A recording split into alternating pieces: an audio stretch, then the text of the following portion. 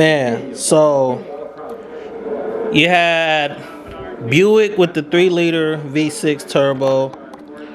Then everything else was 2.65 V8s single turbo. These cars are pretty damn cool. So let's hop over to AMS2.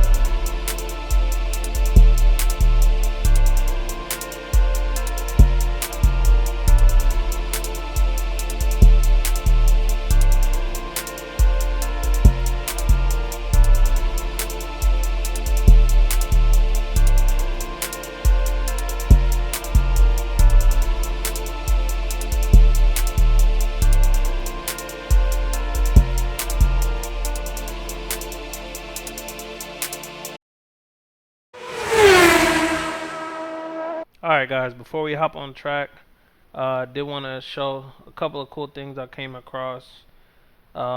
Just like doing some research for the video. First things first, obviously if you're young, you're not going to be able to tell much difference between something like that and something like that. Um, you know, 5, 6 years old, you're not gonna, especially with no internet, you're not gonna know. But some of the stories and what was happening in IndyCar is just some of the absolute best stuff. Now, a lot of people know this car is the Beast. Basically, they took a stock block rule set, and the stock block was supposed to be a production-based engine that you turned up to 11 to go racing with, and it allowed for more displacement and more boost. Now, keep in mind, your standard IndyCar engine at the time was a 2.65 single turbo V8. What the Penske team did was develop this race engine in complete secrecy in the dark. They spent millions getting parts from the UK to America on the Concorde. They would use the Concorde, which is the supersonic passenger plane. They did all this stuff just for one race, and of course, it ended up winning. But basically, that got me interested a little more in the 90s stuff, because I knew about the Beast. I just never watched the actual race. And it kind of got me looking at a whole bunch of stuff. I thought I had a tab open already, but IndyCar V6. So basically, this was the even better. Let's go right here. Stock block that won pole at Indy. So the intention was to have these road car based engines go racing, and let's go here. And it had to be based on something that they sold at the time. What Roger Penske did was the rule stock block got taken out of the rule set, but I mean, look at a couple of these pictures, man. This is the Buick V6. It's really hard to find one of the Beast V8, but basically the Beast had an extra 200 horsepower over the rest of the field. Even though it didn't rev as high, it still revved to 10,000. So you got 10,000 from a push rod single turbo with a displacement advantage and a boost pressure advantage over these 2.65 single turbo V8s, and it just ran away with the race. But I got back to looking at some of this stuff, and you have a lot of variety, a lot of F1 drivers. It was just a lot of cool stuff happening, and of course, AMS2 has some of those in here. Only thing that would be cool is if they put in the Buick V6. All of these are 2.65 single turbo engines. It would be cool to have that be in here. And then obviously it would be cool to have the Beast be in here even if it was just designated its own class, because it has so much more power, it would be cool to have that in here. But you know, you have Reynard, you have Lola, you even have Swift in one of these. Yeah, and then you also have Swift. I think the current cars are all Delaras, but all these different engines, all these different drivers from all over the world. I actually now want to go check out the race, if I'm being honest with you. But let's go ahead. I've been driving the Toyota more often lately simply because that's what I drive in real life. I've been driving those almost exclusively for the past probably like 2015 or 2016 when I got the GS. Uh, and then even after the GS, I went and got the FRS. So last thing, as you can see, like there is definitely the Lola. If you look here, you know there's some stuff here, and the wing is it's a relatively simple car. But again, if you're young, you're not gonna know the difference uh in between Formula One and IndyCar. Now, if you can see here, like the Reynards definitely seem to have more aero. Not a whole lot more, but it looks like the floor has more to it. And then this section in particular, it looks like they have more cornering speed. I don't think there's a real like difference between the two, but like let's look at this one. That's a Reynard Honda.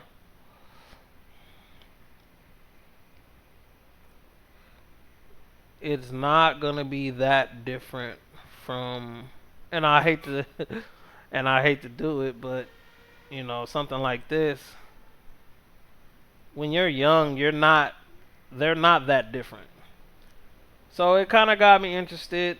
Um, Definitely gonna learn some more about these Indy cars, and it's just this class, this era is growing on me for sure. But anyways, let's go ahead and load up. Gonna do a race at Spa, so I'll be right back. All right, let's try this again. We got Spa 1993. I am currently P7, Formula USA Gen 3, aka Champ Car. Um, I do really wish that they also had the Buick V6 in here. Similar displacement, less RPM, but more boost. Push rod, stock block versus these multicam um, 2.65s, and obviously the ultimate car for that would be the Beast. But I was trying to race and I actually been spinning out. So we're gonna go up 2 clicks on the rear wing, and we're gonna do a 20-minute race and see how we do. Now that V8, that turbo, it definitely will get away from you if you're not careful. No one wants to see me sliding and trying to talk, so I'm gonna shut up and just enjoy the race.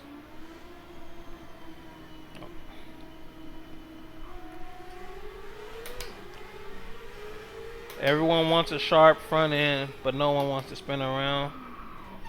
I'll take that trade off for some understeer and some rear end confidence so I can stay on that throttle.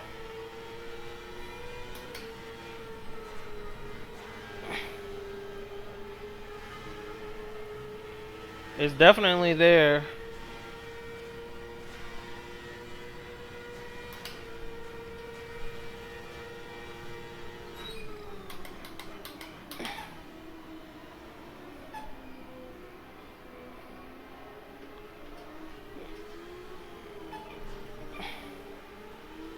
Curves are a lot more brutal. The old days.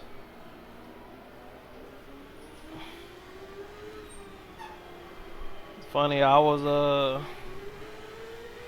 only 2 when this was the spa layout.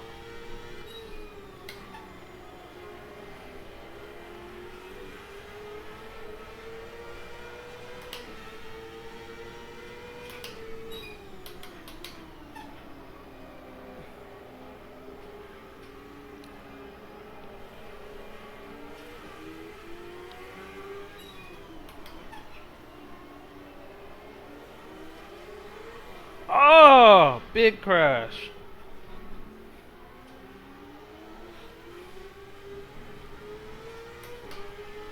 I also think these engines making so much power is part of the reason I enjoy these more than the Formula V12s, for example, because these are 900 horsepower cars.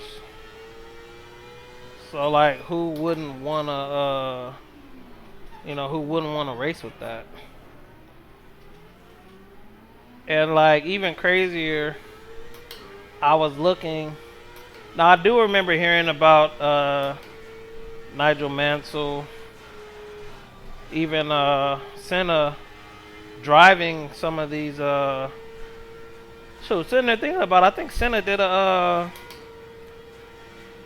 test drive in Phoenix, but you know, this was a legit threat to F1. You know, Nigel Mansell, and I was watching the '94 race with the Beast. Right now, I'm in the process of watching the '91 race,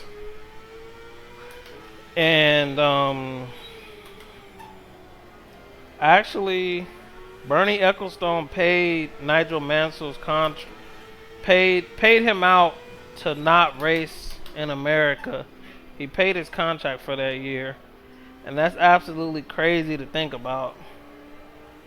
Like, this is how bad we don't want you to race in IndyCar.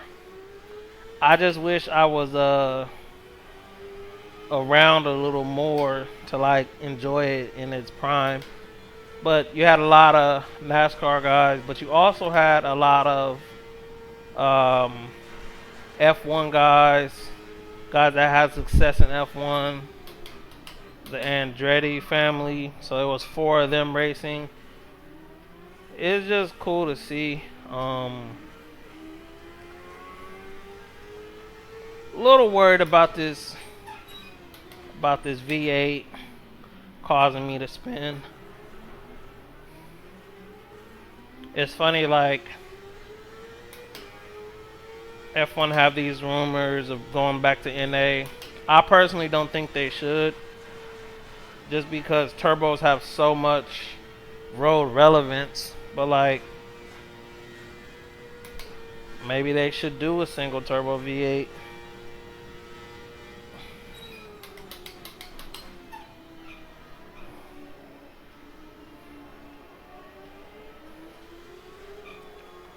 Boost almost got me.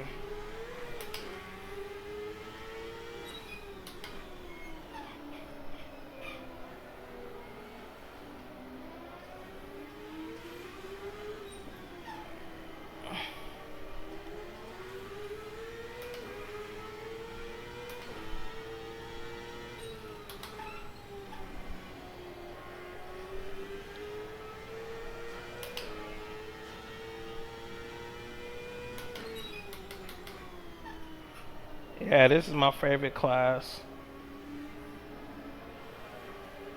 My favorite open wheel class. I think my favorite probably GT1, because you can actually bump somebody and not have it be a fireball of death. That's the only bad thing about open wheel cars. Currently P6.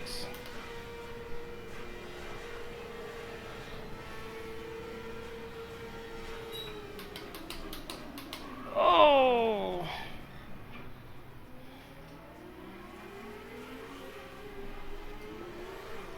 Ah!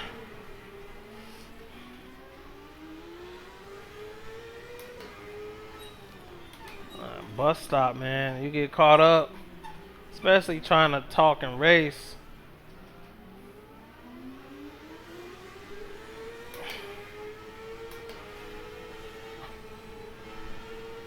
Obviously, I'm trading top end for some rear instability.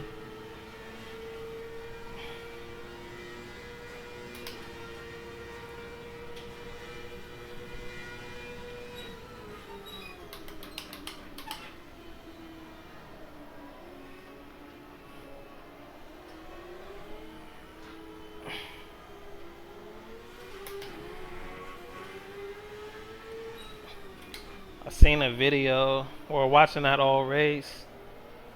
Evidently, these cars only made, around 200 horsepower before the boost kicked in on them. So that definitely helps, the stock block extra displacement cars. So actually, what I'm gonna do before this video goes up and before I do my outro, I'm gonna tell you some more stock block cars. So far, all I know is the Buick and the Chevy. But let's go ahead and we'll do some more research on that. But like 190, and I'm turning, and I'm locking up evidently.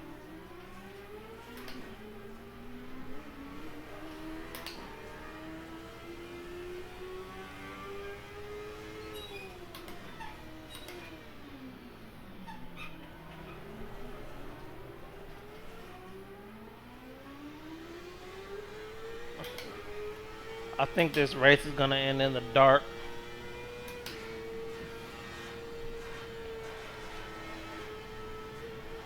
And that really was a corner more than it is nowadays.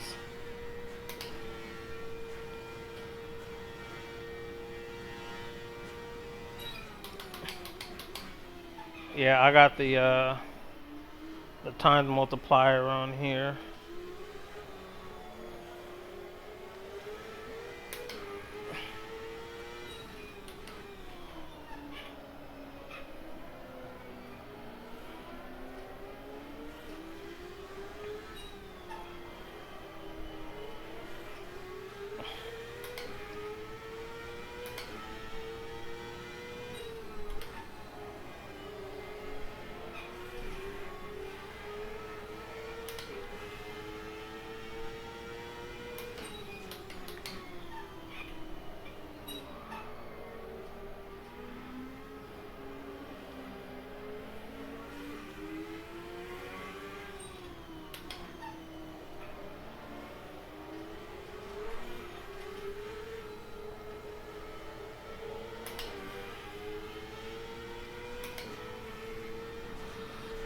Oh!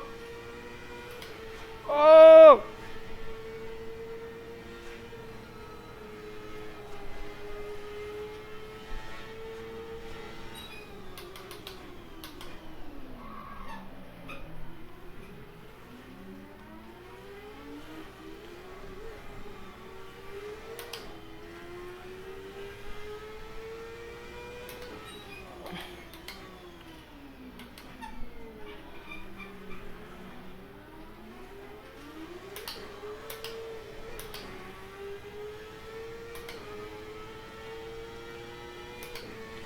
Oh my god. Oh, no way. No way. Too dark. We'll do a 10. We'll do 2 races, cause I couldn't see nothing. So that's what happens when you don't pay attention to your settings. Oh shoot. Be right back. Alright, before we go on track, I just drove the Reynard I'm tempted to drive. This has the best. This is the best looking car by far. You know why? It has the Golf look to it. But anyways, I do think I'm gonna drive a Lola now. I don't know if there's a real difference. So bouncing around a little bit. So the Mercedes engine appears to be the least powerful. Yeah, the Mercedes is the least powerful. We got this direct MP4-4 look-alike, but maybe not the 4-4. It looks kind of like the 4.4 in the sense it has no intake over the top. But anyways, the Mercedes is the least powerful engine actually, and I'm probably gonna run this one if we do a league. But obviously, like I was saying, my Toyota allegiance kind of make me wanted to try the Toyota. But anyways, let's go. We'll go Lola Toyota. All right, so not gonna try to compare the Lola and the Reynard today. Um, but I am currently set P18. I actually had a times 50 multiplier on, so that's why like it got pitch black and I could not see any of the corners. I was like, yeah. Only thing I could see was brake lights from the car in front of me.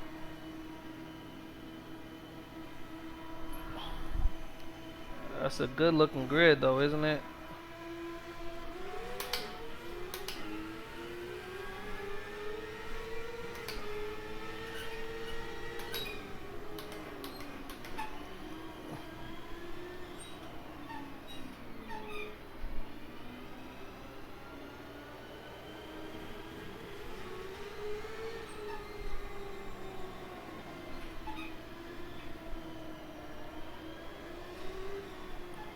Even with these champ cars though, I guess they like went to Brazil and a couple other places, so I guess this is also like a league pitch video. Cool engines. Um Plenty of chassis and engines, though I don't know if there's any like benefit or difference.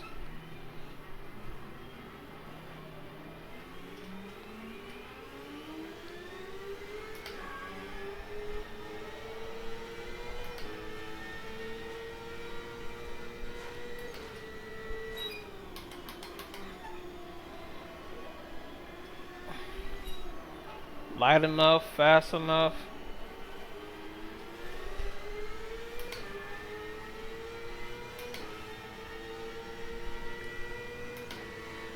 Plenty fast. Oh, I'm not giving that position back. Punk. This game is gonna black flag me if I don't.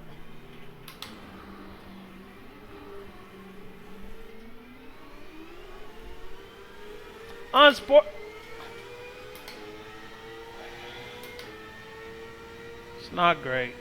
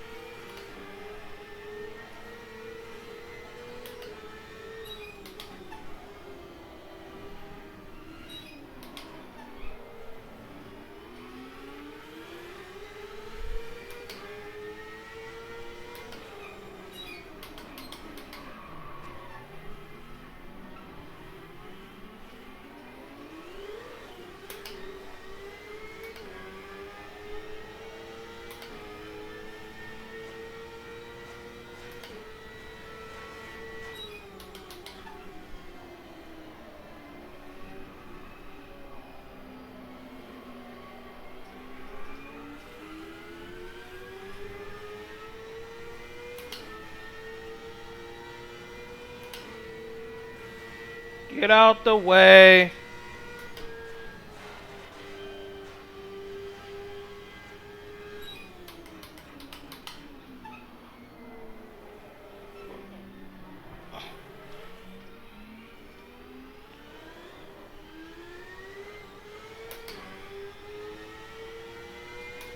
I know one thing. Do this league thing, I'm definitely going to be running more rear wing than probably most people. Because everybody wants a good front end. Myself included, but too many tracks, you need that confidence for the rear end so you don't turn the dang on car around.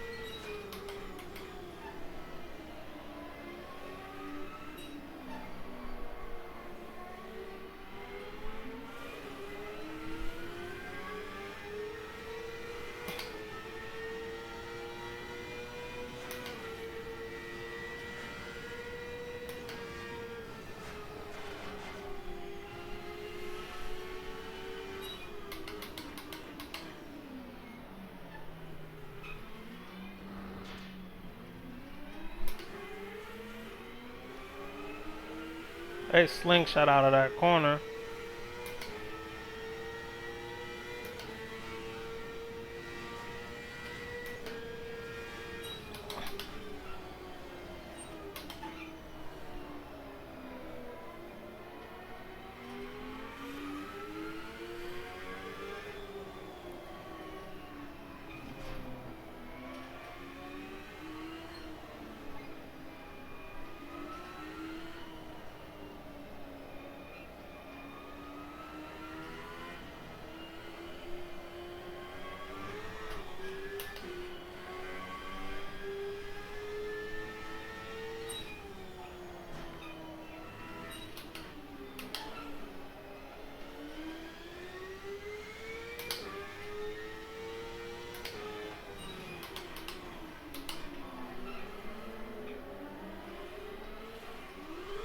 Oh, no!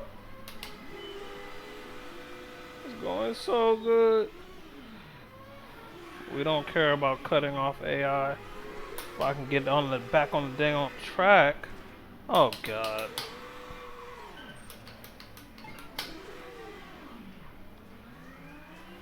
And everybody's dead.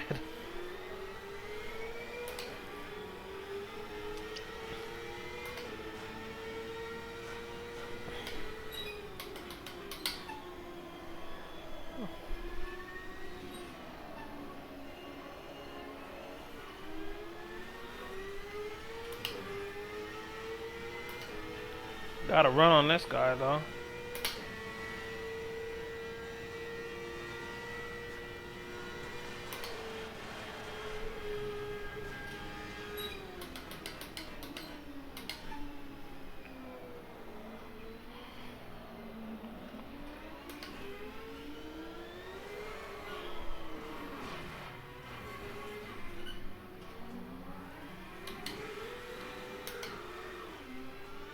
Need more rear wing.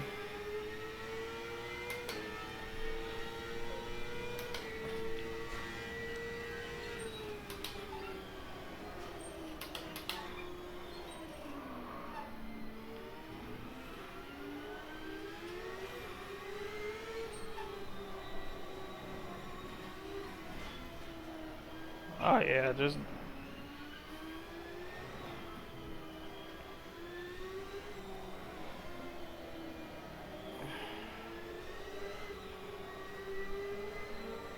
so I do think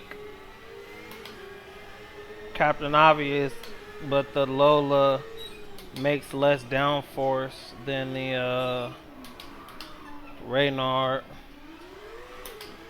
I wonder if the Mercedes is slightly more fuel efficient than all the other ones, because it makes just a little less horsepower and torque actually. So maybe it's just a hair more fuel efficient.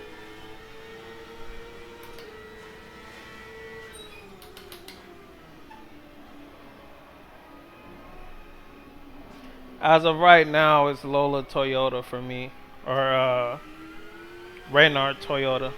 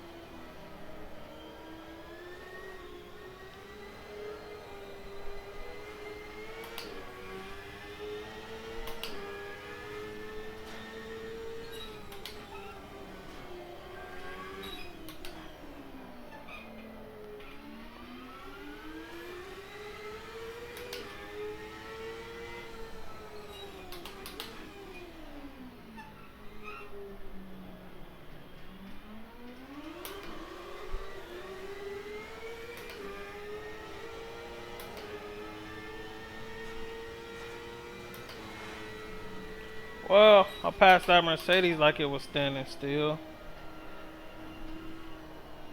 This double apex is so important to get right. And, you know, that rear end, gotta trust it.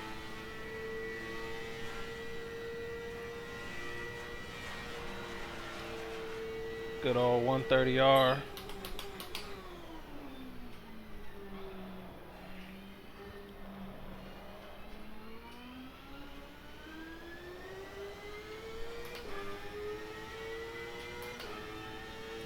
Last lap.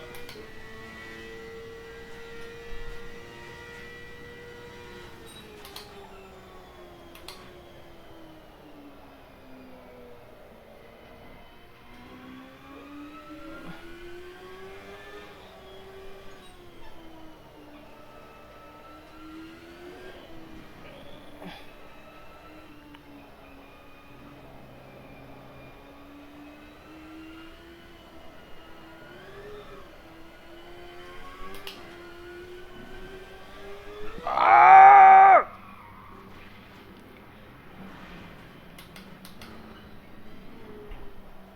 You wind up that V8 if you want to. And that's actually why I wouldn't mind getting the Mercedes. A little less power.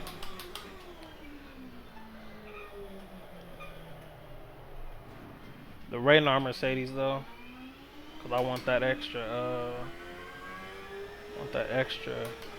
aero.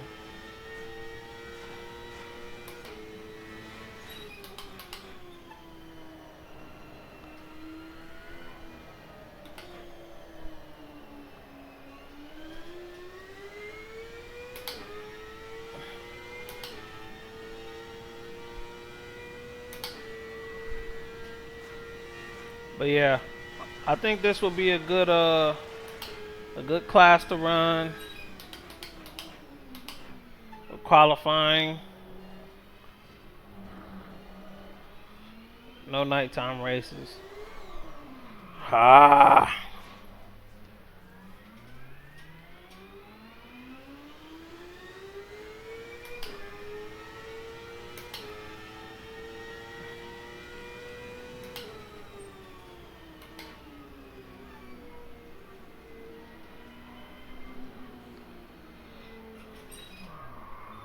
Not pretty.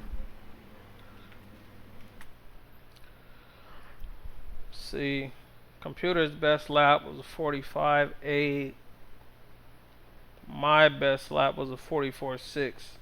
So the difficulty ain't far off. I just gotta qualify, or it was set to random. I just gotta race better so I can get up front. Anyways, I'm gonna check these stock block rules real quick. Then we'll do our outro. Alright, man. I hope you guys enjoyed the episode. Actually getting ready to make another episode because Matt just texted me, said it was on. But anyways, kart slash IndyCar, the Ultimate Gen 3, the Formula Ultimate USA's, and AMS2. They're definitely my favorite class in the game. As far as stock block goes, I really only could find the Buick and, you know, with the Beast, which is actually qualifying right here. They pulled a quick one, and ultimately they did win Indy 500. But I mean, these cars are just cool. They're just cool. They're cool. They're fast. Being heavily turbocharged. They're challenging the drive as well. So, like, you know, with the gameplay, it's a lot of me spinning out. Because you have to think about that boost. It's not like a new car where it has this perfect power band. And these were also like H-pattern cars. So, just learning more about the time period, more than I already knew. With that being said, I'm getting ready to go ahead and hop back on and get my next video shot. Stay tuned for more. Apex Vision out.